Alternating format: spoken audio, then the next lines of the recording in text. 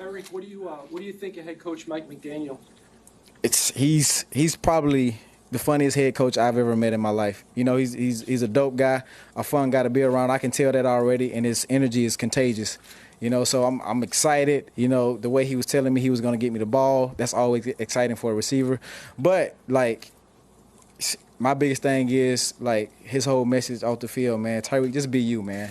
He kind of sounded like Shrek a little bit. He was like, just be you, Reed. Just be you, Reed. And that's all I can ask for, man. I coach to have my back off the field, man. So he went to bat for me, and I know all 90 guys on this roster going to go to bat, even though I know 90 can't be on there. But, you know, everybody going to go to bat for him. So excited to play for the guy, man.